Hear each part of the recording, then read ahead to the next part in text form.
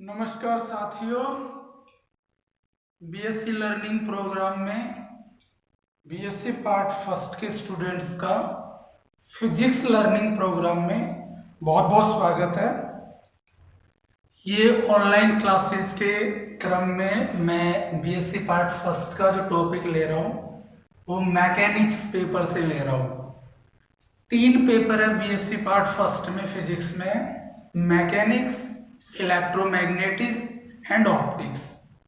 तो मैं first paper पहले ले रहा हूं मैकेनिक्स, और मेरा जो टॉपिक रहेगा वो यूनिट फर्स्ट से 4 यूनिट में डिवाइड हर पेपर।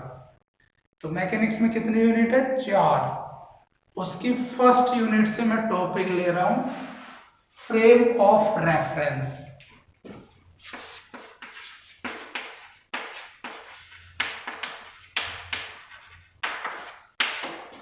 निर्देश तंत्र। भौतिकी में जितनी भी घटनाएं, उस घटना को व्यक्त करने के लिए एक निर्देश तंत्र की आवश्यकता होती है या एक तंत्र की आवश्यकता होती है। उस तंत्र के बिना उस कण की स्थिति और समय का निर्धारण नहीं किया जा सकता।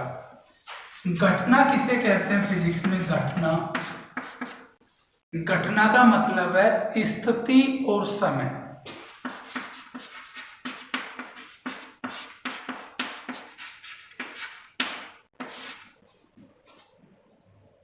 स्थिति और समय के जो कॉम्बिनेशन है, कण की स्थिति किस समय क्या थी, वो एक घटना मानी जाती, इवेंट। और इस इवेंट को डिफाइन करने के लिए हमको एक तंत्र की आवश्यकता होती है।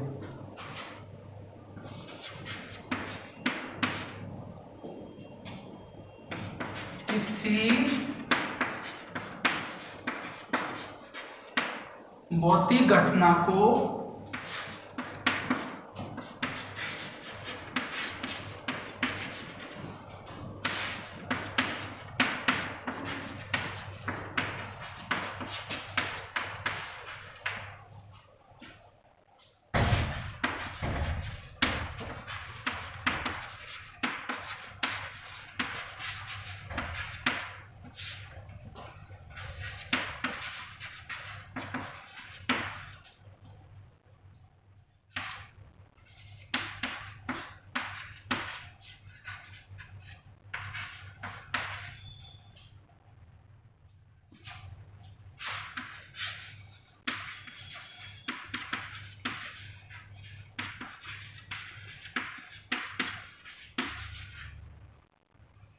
समझिए इसको, निर्देश तंत्र कोई भी भौतिक घटना है उसको निर्धारित करने के लिए एक फ्रेम की या तंत्र की आवश्यकता होती है। उस तंत्र को हम निर्देश तंत्र कहते हैं।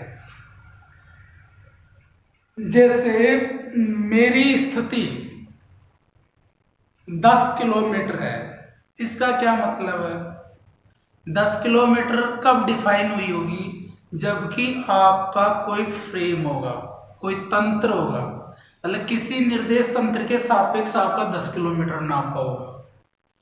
तो जैसे मैं 10 किलोमीटर दूर हूं, इसका मतलब यह है कि कहीं लाल सोट से 10 किलोमीटर नापा होगा, या कोई प्लेस होगा उस वहां से नापा होगा। उस प्लेस को हम निर्देश तंत्र कहते हैं, या उस प्लेस का वह पॉइंट, उस निर्देश तंत्र का वह बिंदु निर्देश बिंदु या मूल बिंदु कहलाता है। तो कण की किसी भी घटना को निर्धारित करने के लिए जिस तंत्र की आवश्यकता होती है उसे निर्देश तंत्र कहते हैं। भौतिकी में जितनी भी घटनाएं हैं, उन घटनाओं का निर्धारण बिना निर्देश तंत्र के असंभव है।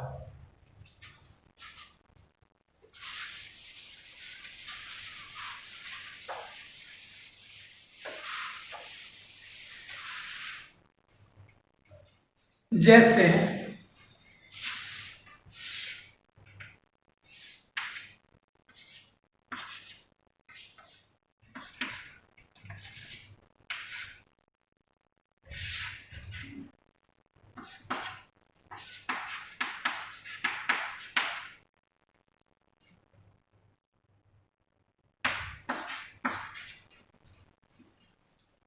जैसे P बिंदु पर कोई कण स्थित है तो उसका स्थिति सदिश r वेक्टर है। तो ये स्थिति कैसे डिफाइन हुई, जबकि मेरे पास O था। अगर ये निर्देश तंत्र एक्स वाई जेड नहीं होता, इस निर्देश तंत्र को कार्तीय निर्देश तंत्र भी कहते हैं।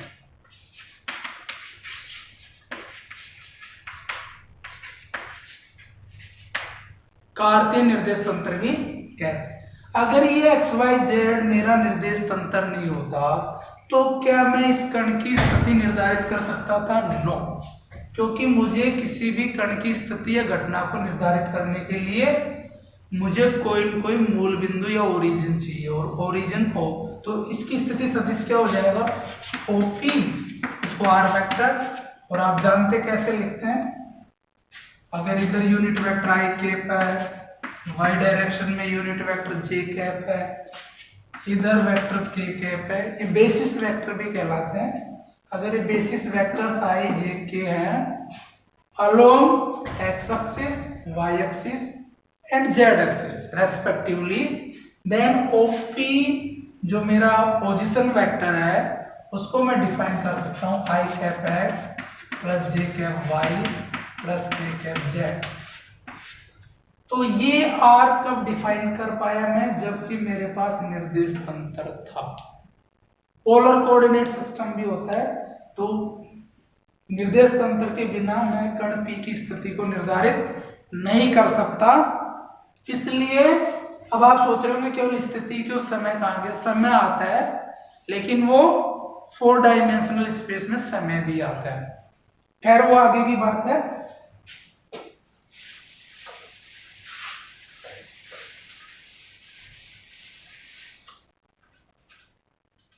दो प्रकार के निर्देश तंत्र होते हैं।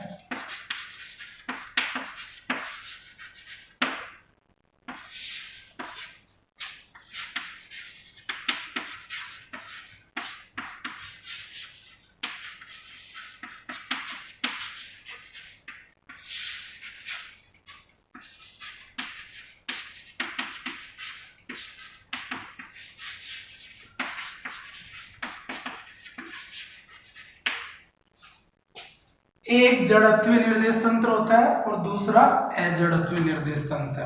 हमारे जो सिलेबस में है वो ज्यादा बात हम जड़त्वीय निर्देश तंत्र की करेंगे, लेकिन समझना दोनों को ही है कि क्या जड़त्वीय निर्देश तंत्र होता है, क्या अजड़त्वीय निर्देश तंत्र।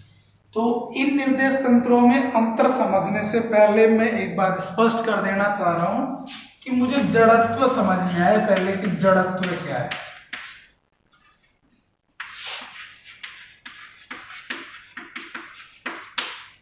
इनर्शिया क्या होता है?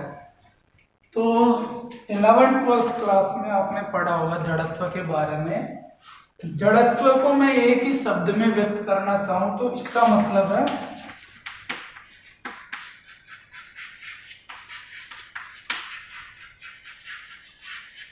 रेजिस्टेंस टू चेंज, मतलब परिवर्तन का विरोध है। कोई भी सिस्टम का वह गुण होता है। जड़त्व क्या हुआ? सिस्टम की एक ऐसी प्रॉपर्टी होती है, किसी भी निकाय की, चौक की हो सकती है, किसी बॉडी की हो सकती है, किसी आदमी की हो सकती है। मतलब नेचर में कोई भी वस्तु हो या पार्टिकल हो तो सिस्टम की एक प्रॉपर्टी है, इनबिल्ड प्रॉपर्टी है वो, जो चेंज होने का विरोध करता है। मतलब अगर वो एक समान वेग से गतिशील है तो गतिशील ही रहना चाहिए। मतलब बाध्यता है कि अगर एक समान वेग से गतिशील है तो वह उसी वेग से गतिशील रहेगा।